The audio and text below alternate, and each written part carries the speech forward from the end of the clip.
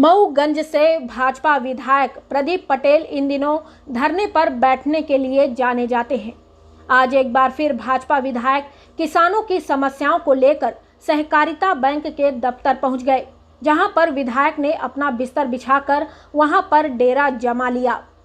विधायक की माने तो मऊगंज विधानसभा के कई किसान ऐसे हैं जिनके खातों में सम्मान निधि सहित शासन के द्वारा दी जाने वाली अन्य राशि नहीं पहुंची है, जिसको लेकर किसानों ने कई बार उनसे शिकायत की और उन्होंने अधिकारियों से बातचीत की, मगर जिम्मेदार उनकी बातों को अनसुना करते जा रहे हैं, जिसकी वजह से अब उन्होंने कार्यालय के भीतर डेरा जमा लिया है। बिजली दफ्तर हो या आरटीओ कार्यालय, हर बार अपनी सरकार की नौकरशाही से परेशान विधायक प्रदीप पटेल आंदोलनरत हो जाते हैं और यही वजह है कि उन्होंने इन दिनों अपनी सरकार के खिलाफ विरोध करने के कारण खासा सुर्खियां भी मिल रही हैं, जिसके बाद अब आज एक बार फिर भाजपा विधायक प्रदीप पटेल रीवा जिला सहकारिता बैंक के दफ्तर में अपना बोरिया बिस्तर बिछाकर आंदोलन करते देखे जा रहे हैं। भाजपा विधायक प्रदीप पटेल ने पूर्व में भी कितने आंदोलन किए हैं, तो हर बार उन्होंने कार्यालय के भीतर ही अपने बोरिया बिस्तर को बिछाकर मौन रूप से प्रदर्शन किया है, जिसके कारण थक हार कर अधिकारियों को उनकी बात माननी पड़ती है। और आज एक बार फिर अनोखे तौर पर विधायक ने सहकारिता बैंक कार्यालय के भीतर अपने बिस्तर को बिछाकर मौन प्रदर्शन शुरू कर दिया है। इधर आम लोग विधायक के लगातार धरना प्रदर्शन पर तरह तरह की प्रतिक्रियाएं दे रहे हैं।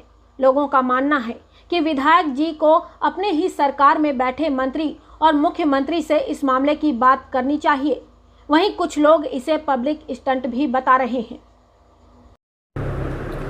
किस तरह की मांग लेके आज ये मैं आया, अभी मेरे पास फ़ोन आया, पहाड़ी में किसान लोग पैसा जो उनके धान खरीदी और गेहूं खरीदी वाला मामला है, उसके पैसे तो सरकार ने दे दिया, माननीय मुख्यमंत्री जी ने सबके खातों में पैसे डाल दिया, खातों में पैसे भी पहुंच गए, मगर जब किसान पैसे लेने जा रहा है तो वहाँ पे कैश नहीं होने के कारण उनको मिल नहीं पाता, लिहाजा किसान का कोई काम उसकी ज़रूरत के हिसाब से पैसे उसको उपलब्ध नहीं पा रहे हैं।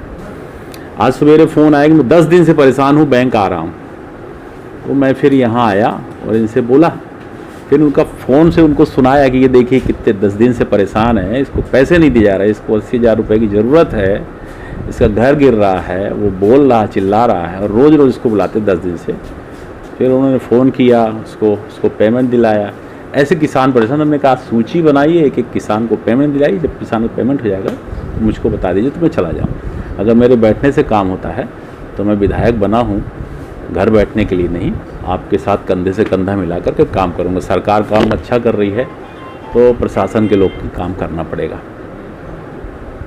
अधिकांश देखा गया है कि आपको अपनी मांगों के लिए बैठना ही पड़ता है कार्यालय। सभी को बैठना पड़ता है, सब लोग बैठते हैं, सब लोग अपने अपनी विधानसभा में कुछ ना कुछ तो उपाय करते होंगे। हो सकता है कि उनके कोई और उपाय हो, मैंने अभी पूछा नहीं है। मेरे यहाँ का जो उपाय है वो मैं कर लेता हूँ।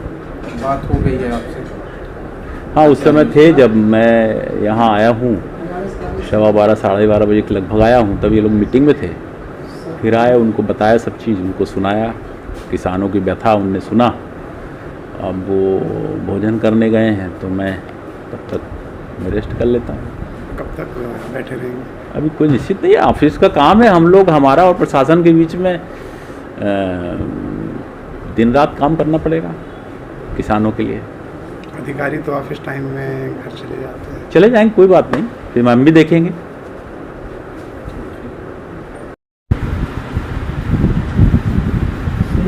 विधायक प्रदीप पटेल जी आपके बैठे हैं जी, क्या उनकी मांगे हैं, क्या चीज़?